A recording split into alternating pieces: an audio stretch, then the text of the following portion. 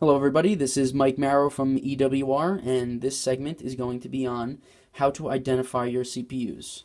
So in my hand here I have a Core 2 Duo CPU, and I'm going to teach you the difference on the Core 2 Duos versus Core 2 Quads versus Core i3, i5, or i7 versus the Xeon, which is a server grade of CPU, and laptop CPUs. So pictured here, I have a desktop CPU. Let's see if I can't get my camera into focus.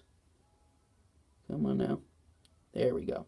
So it's usually very easy to determine what kind of CPU you have, because once you push away all that thermal grease, it tells you if it's a Core 2 Duo. Sometimes it says dual core for the very earlier models. We have a Core 2 Duo here, and then it tells you the model number, the E7500, and then there's something called a step code, because sometimes there's different iterations of the model E7500, different speeds, different bus rates, different internal engineering essentially. And the step code here is SLGTE. Generally, the model number E7500 is sufficient. Most of the pricing is very similar. That's all we would really need, and we'd be able to figure out what the value of it is.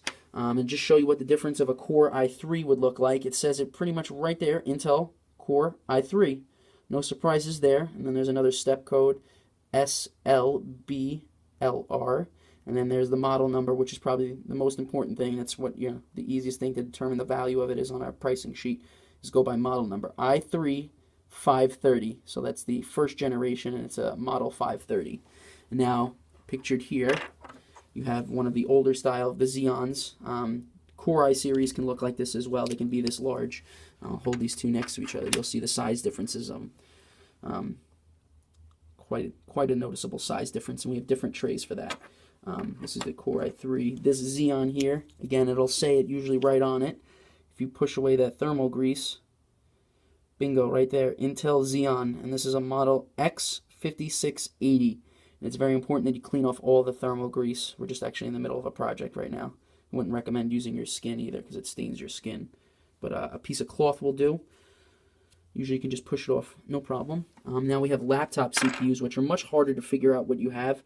Sometimes it has it very explicitly listed on there. Sometimes there's gunk and all kinds of labels that you have to clean up before you can figure out what you have there.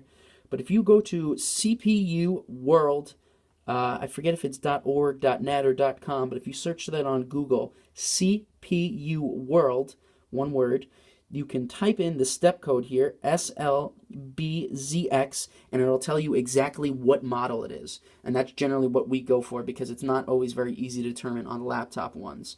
Now, when shipping any of these materials to us, you can simply package them very tight to each other, flush. Just assure that no movement is going on, but what we would recommend is that you call us in advance and put down a deposit on the trays. So we won't cover the cost of shipping these trays to you, but as you can notice, when using them, you could protect your CPUs during shipment. So this is one of the larger style CPUs, and it fits very snugly inside this carrier. It's called a CPU carrier. And that'll prevent it from shifting around during movement and banging into the edges or knocking off any capacitors.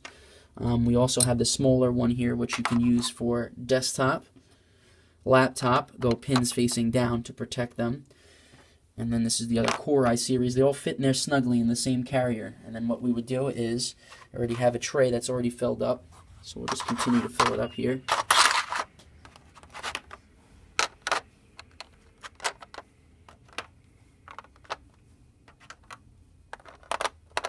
You would fill your tray up as such, so all the slots are vacant, and then take an additional empty tray and then just stack it right on top. And all of those will stay put exactly where they are. Similar deal with the larger CPUs once they're stacked on there. Things to look for are the condition of the capacitors. Ensure that they're all there, that there doesn't look like any are missing or nicked. That the contact surfaces, there are no significant scratches or gouges, that they're very clean. The corners aren't dinged, that they're in good condition as well. And ensure that there are no gouges in the heatsink. If there's any visible copper or any deep abrasions or rubbing and things of that nature, the CPU will be rejected, unfortunately. It will go as scrap. But the criterion we generally go for is, as long as it's in aesthetically good condition, generally it passes our testing with no issue. You know, it's 99 out of 100. So those are things to look for when you're shipping the materials in. And that completes this segment. I'm going to go over again really quick in summary. We have our desktop Core 2 Duo pictured here. It'll start to get good. You can actually just look at the capacitors and you'll know right away what kind it is. But the info is right on the back. It says it's plain as day, Core 2 Duo. Sometimes it says dual core for that. Or it could say Core 2 Quad. You have a Core i series here, right off the bat. Core i3, again, the model number is all you really need. Step code doesn't hurt to have sometimes. And then you have a Xeon here, again. Once more, it spells it plain as day, Intel Xeon, so you know you got a Xeon on your hands. And then you just got to look up by model number X5680 on our price list to see what we're paying for it.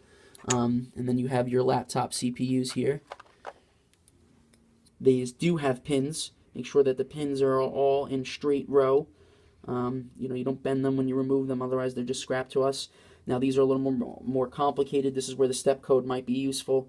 Plug in that step code on CPU World SLBZX, and it'll tell you what kind of, this is a Core i3, I just know right off the bat. You'll be able to tell what kind of Core i3 it is. Any other questions you have, feel free to contact us on our website. Otherwise, guys, look forward to your material and have a good day.